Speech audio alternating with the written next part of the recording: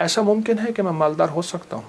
ہاں ہو سکتا ہے۔ کہ مجھے گھر مل سکتا ہے؟ فرمایا ہاں مل سکتا ہے، سارا دن استغفر اللہ پڑھا کر، بہت پڑھا کر۔ فرمایا اللہ نے قرآن میں فرمایا ہے کہ جب تم استغفار کو لازم پکڑو گے پھر میں بارشیں برساؤں گا، پھر میں پھل دوں گا، پھر میں بیٹے دوں گا۔ جب بندہ استغفار کہتا ہے، استغفار کرتا ہے، ایسی راہیں کھل جاتی ہیں، ایسے راستے کھل جاتے ہیں، ایسی منزلیں آسان ہو جاتی ہیں۔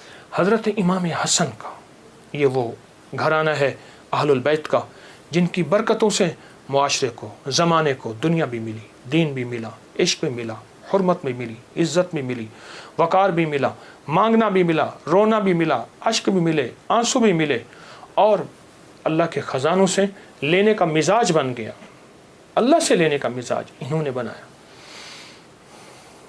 امام حسن بیٹھے تھے جو حضرت امام حسین کے بڑے بھائی تھے رضی اللہ تعالیٰ عنہ، سلام اللہ رضوان اللہ تعالیٰ علیہ اجمعین۔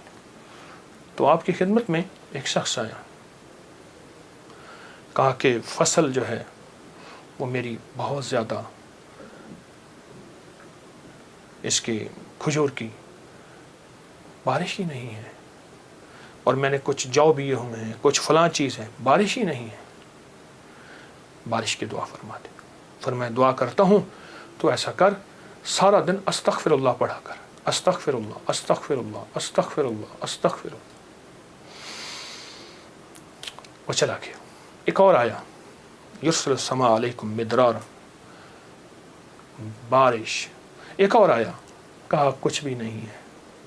ایسا ممکن ہے کہ میں مالدار ہو سکتا ہوں؟ ہاں ہو سکتا ہے۔ تو فرمایا سارا دن استغفار کیا کر، استغفر اللہ استغفر اللہ پڑھا۔ ایک اور آیا، کہا گھر نہیں ہے، جھونپڑا بھی نہیں ہے، کہ مجھے گھر مل سکتا ہے؟ فرمایا ہاں مل سکتا ہے۔ فرمایا کیا؟ میں استغفار کیا کر، سارا دن استغفر اللہ پڑھا کر، بہت پڑھا کر۔ ایک اور آیا، اس نے کہا میں چاہتا ہوں میرے باغ ہوں اور میں باغات کا مالک ہوں، مجھ جیسا فقیر تنگ دست ایسا ہو سکتا ہے؟ میں ہو سکتا ہے۔ میں کیا؟ میں استغفار کیا کر۔ جو سائل آ رہا تھا اسے استغفار بتا رہے تھے۔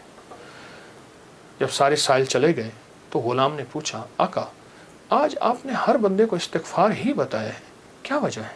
اور میں اللہ نے قرآن میں فرمایا ہے کہ جب تم استغفار کو لازم پکڑو گے، جب استغفار کو لازم پکڑو گے پھر میں بارشیں برساؤں گا، پھر میں پھل دوں گا، پھر میں بیٹے دوں گا۔ اس میں ایک سائل وہ بھی آیا تھا جس کی اولاد نہیں تھی، اسے بھی فرمایا استغفار کر، اور اس نے میاں بیوی نے خوب استغفار کیا اور اپنے بیٹے عطا فرمائے۔ مدرارا بے اموال و بنی، انہارا، بیٹے، نہریں، نعمتیں، میوے، رزق، استغفار۔ کیوں؟ فرمایا تم سارے کے سارے خطا کار ہو، آقا کا فرمان ہے، مفہوم ہے، اور بہترین خطا کار وہ ہے جو توبہ کرنے والا۔ استغفار کے معنی یہ ہے کہ اللہ میں اعتراف جرم کرتا ہوں، اعتراف جرم کرتا ہوں۔ ہاں یہ استغفار ہے کہ مولا مجھ سے بڑا کوئی دنیا میں مجرم ہے ہی نہیں، میں نے اپنے جرم کا 100% اعتراف بھی کرتا ہوں، مجھ سے بڑا کوئی مجرم نہیں۔ جب بندہ اس جذبے پہ آتا ہے پھر اللہ کے خزانوں سے اس کے لیے حیرت انگیز برکت، رحمت، رزق، عزت، وسعت، عطا، شفقت اور رحمت کے دروازے کھلتے ہیں۔ تو یہ شہداء کی یادیں ہمیں مانگنا بھی دیتی ہیں، مانگنا بھی سکھاتی ہیں، اللہ کے خزانوں سے لینا بھی سکھاتی ہیں، اور یہ شہداء کی یادیں ہمیں بہت ایک راستے اور منزل دیتی ہیں۔ آئیں ہر سال، وہ کیا؟ مانگنے والے، سجدے نہ چھوڑنے والے، ان شہداء کی یادوں کے لیے، ان شہداء کی یادوں کے لیے ان کی زندگی، ان کی سچی راہیں نہ چھوڑ کر اللہ کو منانے والے، دعائیں مانگنے والے، غریبوں کا خیال کرنے والے، استغفار کرنے والے، نفل پڑھنے والے، سجدے کرنے والے، اور حقوق کا خیال کرنے والے، حلال حرام کی پہچان کرنے والے۔ ایک طرف حرام ہے اور تخت ہے، ایک طرف حلال ہے اور خون کی ندیاں ہیں، تو پھر خود فیصلہ کرنا ہوگا کہ حسین نے کون سا فیصلہ کیا تھا اور یزید نے کس کا فیصلہ کیا تھا، اور یزید نے تخت کا فیصلہ کیا اور حسین نے شہادتوں کا فیصلہ کیا۔ ان کے فیصلے غلط نہیں تھے، وہ فیصلوں میں سچے تھے، وہ ہمیں ایک زندگی دے کر گئے ہیں۔